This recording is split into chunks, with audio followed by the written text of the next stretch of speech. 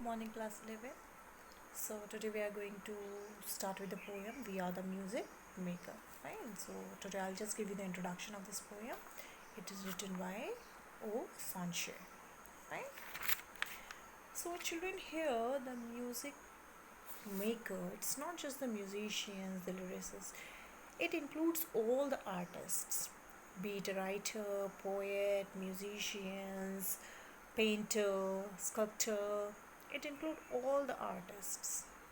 And the basic theme of the poem is that it tells us about the transformatory power of the art. Clear? Actually, there was a phrase that was coined in 19th century by the French philosopher Victor Cousin, which says arts for art's sake. Means the art is aimless. Fine. The chief aim of the work of art is the self-expression of the individual artist who created.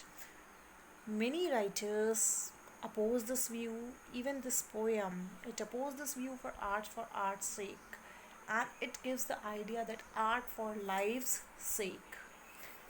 How can a piece of the art be purposeless?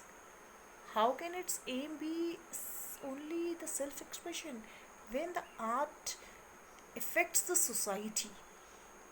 Clear? Be it a painting, be it a writing, be it a poem, each piece of the art affects the society.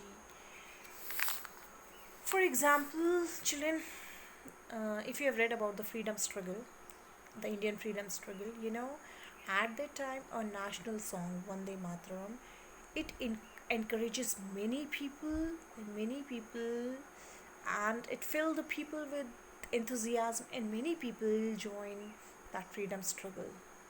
This is how the art affect the people, affect the society. Got it?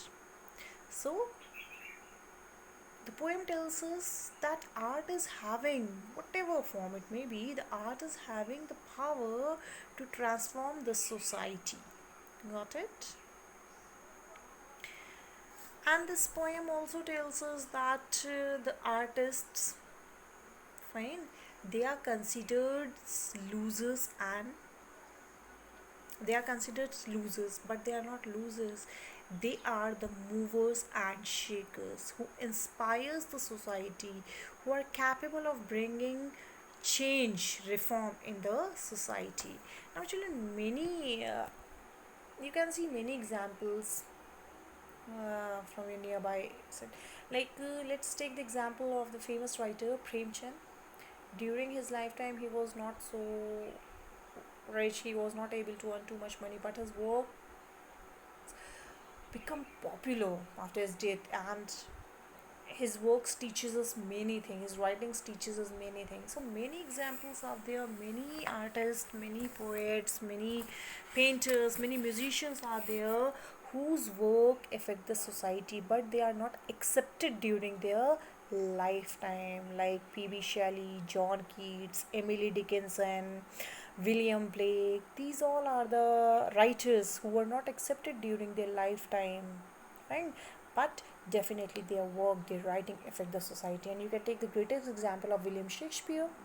During his lifetime he was not so famous, but you see his plays, even after many years of his death, when many centuries, his plays are famous, they are affecting the society anyhow. Clear? Then you can take the example of Galileo, or we can call him the father of the modern physics, who discovered the path of the planets and all. His theory, when he gave his theory, he was not popular. His theory was not accepted, but after that, his theory became famous. It is affecting the people.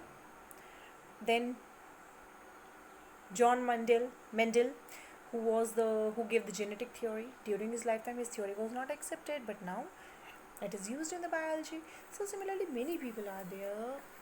So their work affects the society. It gives the way to the society to think in a different way, right? So that is what the artists are called losers, but they are not losers, they are the movers and shakers. Fine. So this poem, it tells us about the transformatory power of art. Fine. And the poet also tells us that art, the piece of art, is immortal. Clear? It lives even after the artist died. It lives and it inspires the society. Fine. And the impact of the work of art, it never fades, it's everlasting. Clear? And we can say that the artist's contribution to the society is very commendable, it's praiseworthy. So though they are considered losers, but they are not losers, they are the movers and shakers of the world forever. Fine. So children, this is the introduction of the poem. What is there in the poem? Tomorrow we will start with the poem. So be in touch. Thank you.